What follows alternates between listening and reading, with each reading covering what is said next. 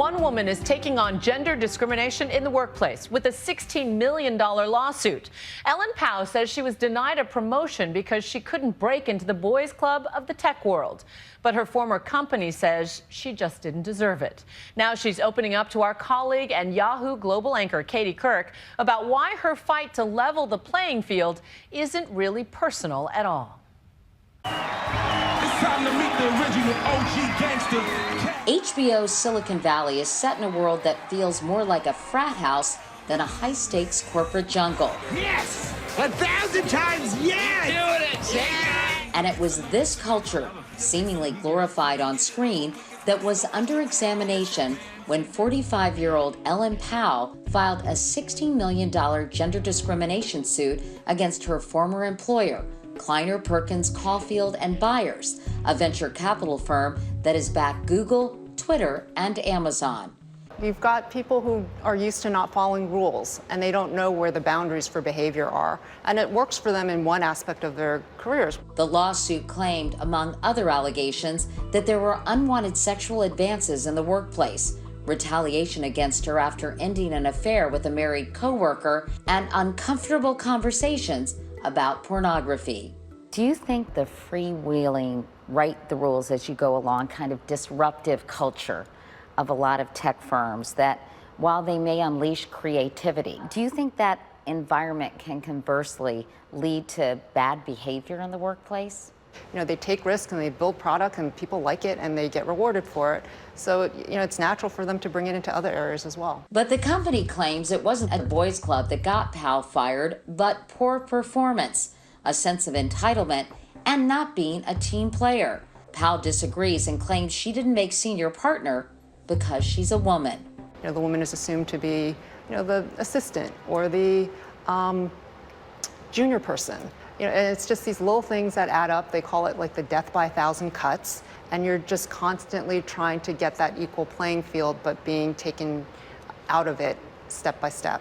She says she was often left out of social engagements, which brought her male colleagues closer. Because as Pao alleges one colleague said, women killed the buzz. Let's talk about those sort of off-hours social activities like dinners or ski trips or golf outings.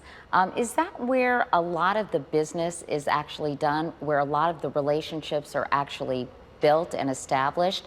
And how does that affect people who are maybe excluded from those activities? You're forming closer relationships, you're having discussions about business in these different events, and you know, you may be actually resolving problems or getting somebody to say, okay, I want to do this transaction or I want to have this project move forward. Her trial played out like a real-life soap opera set in Silicon Valley. The details of her marriage to Wall Street executive Buddy Fletcher were put under a microscope. He sued the board of the Dakota, a Tony, New York City apartment building where John Lennon once lived, for racial discrimination after it didn't approve the purchase of an additional apartment. The board claims it had nothing to do with race, but alleges Fletcher's financial troubles. Fletcher declined comment for Nightline's story. Some have questioned the timing and motivation of your whole case. Your husband was having legal and financial troubles, including a bankruptcy surrounding the hedge fund he ran. Some stories have suggested that he might be the driving force behind this. Others have said he warned you this would ruin your career. How would you describe his role in all this? I can't talk about the case, and I would rather not talk about my husband. Do you think in some ways, even if you can't discuss it, it's relevant? I think this is a really hard issue, and people are very comfortable attacking the person who raises these issues with whatever they can find, and it's often not very pretty. In the end, a jury of 6 men and 6 women sided with Pao's former employer. When it comes to your situation, people have said, you know, there was no legal merit to your complaints. And is this something that can be proven legally? In other words, are there often subtle examples of this that may not be illegal, but they may be inappropriate, or they may create an environment that is not helpful to women and minorities?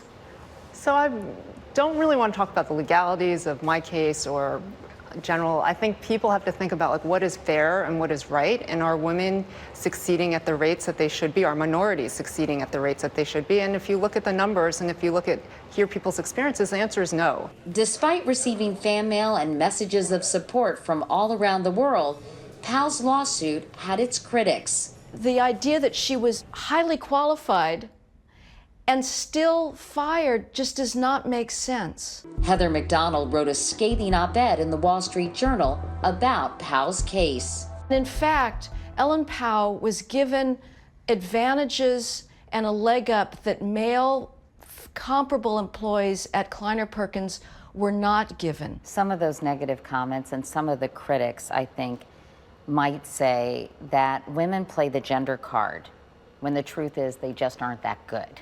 So when people accuse you of just, hey, she couldn't cut it and she's just crying foul regarding gender, what's your response to that?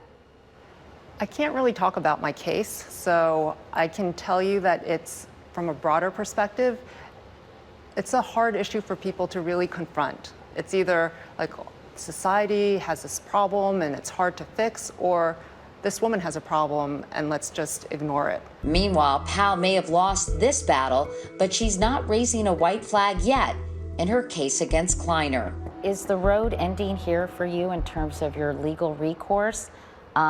Where does that stand?